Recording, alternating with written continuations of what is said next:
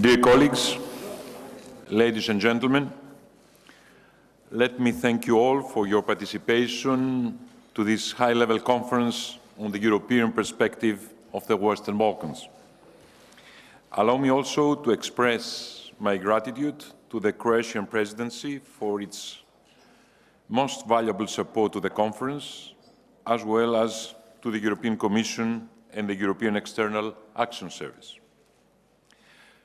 First of all, allow me to answer three key questions that might have passed through your minds. Why are we here? Why now? And why us? Why here? Because Thessaloniki has become emblematic for the European integration of the Western Balkans. It was here, almost 2 decades ago, in 2003, that the European Council adopted the historic Thessaloniki Agenda. The Thessaloniki Agenda built on the success of the Zagreb 2000 summit. It helped to shape the European Union-Western Balkans relations as we know them today. Its clear political message was that the future of our entire region lies within the European Union, within the European family. We are also here because Thessaloniki, being at the crossroads of East and West, constitutes a historically pivotal geostrategic, political, economic, and cultural hub. This city is an essential link connecting the Western Balkans through the Aegean Sea, the Black Sea, and the Adriatic with 3 continents: Europe, Asia, and Africa. Why now? The European Union now faces increasing regional and global challenges in a rapidly changing international environment. In addition, the European Union family is losing one of its member states. Therefore, I believe that it is more important than ever for the European Union to maintain the momentum on its enlargement policy. At the same, the Western Balkans need to speed up all the necessary reforms in their European Union agendas.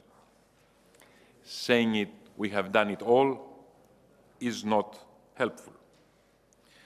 At this critical juncture for Europe, it is more important than ever to keep the European Union vision credible and robust.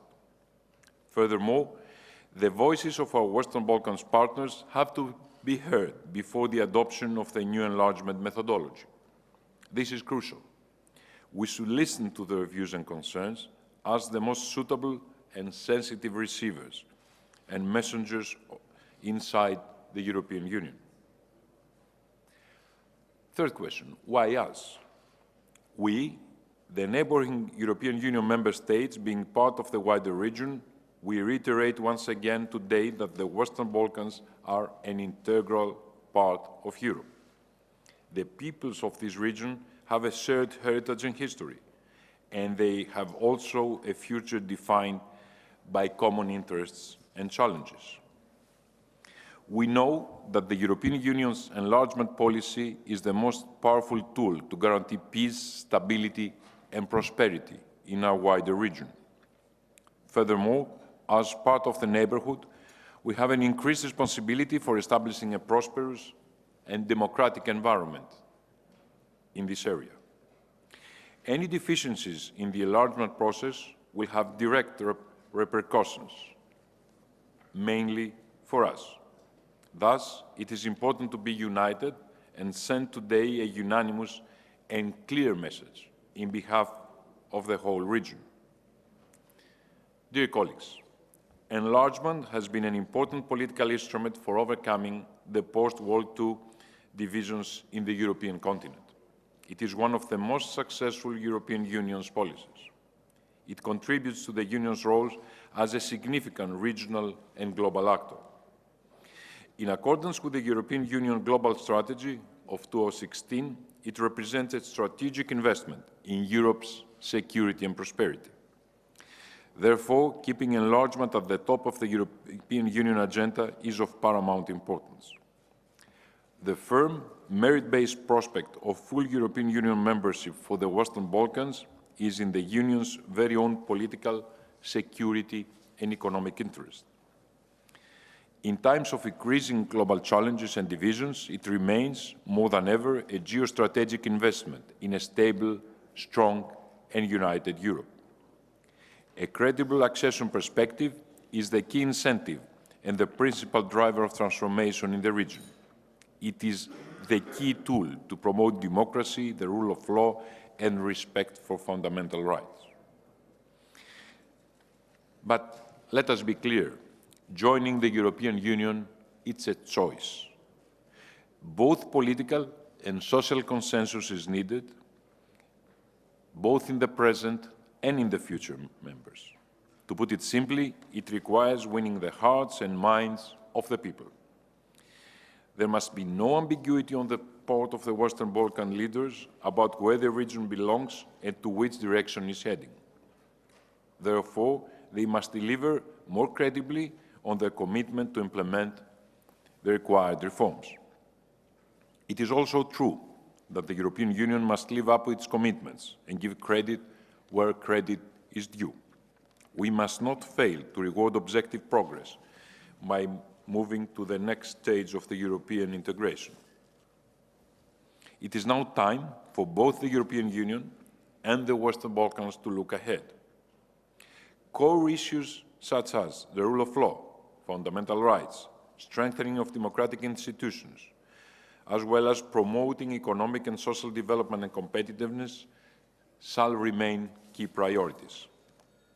These, of course, must be coupled with well-established pillars of enlargement, such as good neighbourly relations in accordance with international law and regional cooperation. This endeavour is the cornerstone of a forward-looking agenda. It will support the transformation of the Western Balkans into efficient market economies, able to integrate fully in the European Union's single market, to create jobs and opportunities, to improve the business and investment climate, to promote the rule of law, and to stop the brain drain from the region. In this regard, I call you, my colleagues of the neighbouring European Union member states and of the Western Balkan partners, to send today a solid and unanimous message.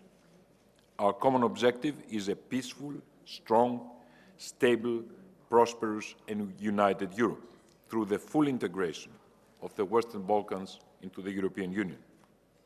The future of the Western Balkans lies only within the European Union. I would like to pass the floor now to my Croatian colleague and President of the Council, Minister Radman, and then to the representatives of the European Commission and the European External Action Service for their introductory remarks. Thank you.